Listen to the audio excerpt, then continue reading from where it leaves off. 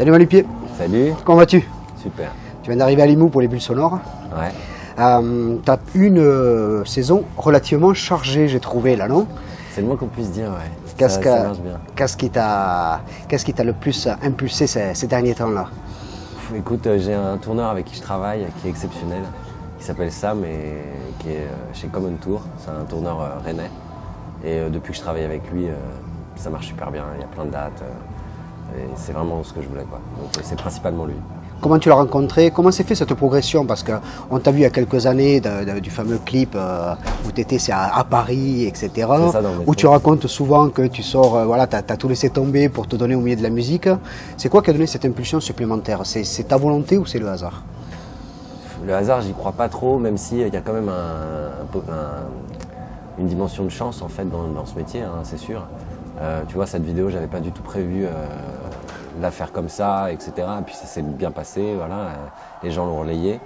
Mais c'est vrai que si jamais t'as pas de travail, il se passe rien. Donc moi je travaille tous les jours, 7 jours sur 7, 7 heures, 3 heures du mat, tu vois. Donc ça c'est sûr, ça fait 15 ans que je fais ça, tous les jours, avec la même persévérance, quoi, tu vois. Donc, et puis voilà, donc tout seul on fait pas grand chose. C'est principalement la rencontre avec Sam qui a fait vraiment décoller les choses, quoi. Au niveau de tes compositions, au niveau de tes musiques, Ouais. tu as préféré de dire je parle de choses quotidiennement, etc. ou tu as envie vraiment de rester dans un style vraiment défini?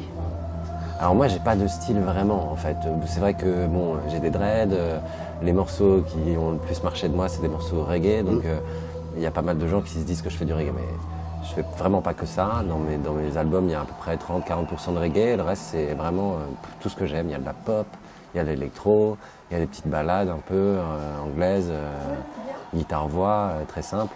Je vais vraiment pas me limiter à un style, j'aime tout moi. J'écoute vraiment de tout, quoi. Et du coup, dès que j'ai une inspi, je la mets dedans et voilà, j'avance comme ça. Avec mes expériences, les textes, c'est principalement ce que je vis au quotidien. Voilà. Tu es venu entouré de pas mal de musiciens, j'ai vu en loge là. Ouais. Qui sont-ils et comment s'est fait cette rencontre? Alors, à la basse, il y a Jérôme Lavaux. À la batterie, il y a Jonathan Chambel. Au clavier, Arnaud Forestier. Et à la guitare, Nordi Noucha. Et au son, aujourd'hui, c'est Fabien. Mais j'ai 3-4 ingé-sons qui s'occupent de moi, et principalement Jérôme Calfon qui me suit depuis 10 ans maintenant. Et donc c'est lui plutôt qui, quand il n'est pas là, il appelle des gens qu'il connaît bien et qui me met dans les pattes pour pouvoir être sûr d'avoir un joli son. Donc voilà, on est 7 sur scène avec la régie, enfin 7 sur la route avec la régie. Et alors comment je les ai rencontrés? Bah écoute, moi j'avais des gens avec qui je jouais à l'époque. Il y a une petite partie de l'équipe de Electro Deluxe. Il y avait aussi Jeff Ludovicus à la batterie. Et en fait, c'est des gens qui tournent énormément et tant que j'avais pas beaucoup de dates, ça allait, ils pouvaient être là.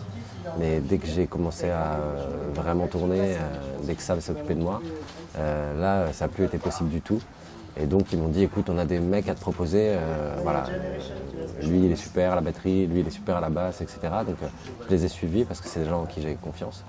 Et puis j'ai rencontré des gens géniaux qui tournent avec moi tout le temps et je t'avoue que j'ai une équipe de rêve là, je les adore. Quand tu as démarré dans le côté musical, c'est ce que tu espérais de la musique, ce côté où on s'occupe de toi, on te donne des impulsions pour aller plus loin, ou c'était plutôt pour dire je fais de la musique vraiment pour faire ma musique? Parce que là c'est plutôt pour l'exposer, tu vois ce que je veux dire? Alors moi j'imaginais pas du tout que ça puisse être aussi beau, franchement. Je croyais que ça allait être un milieu pourri ou hyper stressant, où tout le monde se tire dans les pattes et tout, un peu un truc comme ça, tu sais, dès que ça marche bien, quoi, en fait. Et je pensais pas que je pourrais faire exactement ma musique avec les gens que je veux, sur les scènes que je veux, avec le temps que je veux, enfin, tout ça, quoi. Et en fait, c'est encore plus beau que ce que je croyais. Non, moi, je suis vraiment au paradis, là, c'est incroyable. Tu peux aller plus loin que le paradis, parce que je pense que artistiquement, tu peux aller beaucoup plus loin. C'est ce que personnellement je pense, parce que ça n'engage que moi ce que je dis.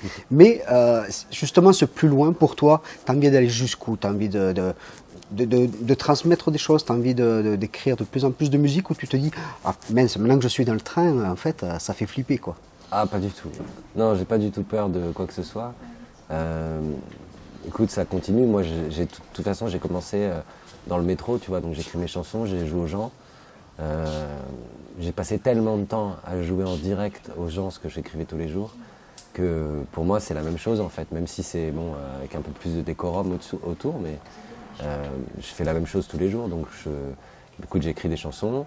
Là maintenant, vu que ça marche bien, j'ai monté mon petit label.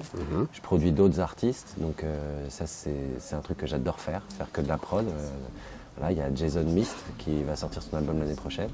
Et Mélo, que je suis depuis 5 ans, et on travaille, elle sort son EP en janvier. Et à côté de ça, j'écris des livres pour enfants. Il y en a un qui sort en février, là, qui parle d'un petit luthier, et il y a Thomas Dutronc qui fait la voix. Ok. Donc du coup, voilà, c'est un peu tous les projets que je peux, du moment qu'il y a de l'écriture, bien sûr des choses à dire, quoi, tu vois. Moi, j'ai envie de faire avancer les choses à mon petit niveau, quoi, tu vois. Et j'ai un avis sur les choses, et du coup, j'essaye de... Ouais, c'est ça, de les faire avancer comme ça, tranquillement, au quotidien, avec sérieux et voilà, en travaillant tous les jours. En tout cas, nous on aime ce que tu fais, on aime qui tu es, et d'autant plus beaucoup. après cette interview. Je suis très touché. Merci Valupier. Merci à toi. Ciao, ciao, à plus tard. Salut.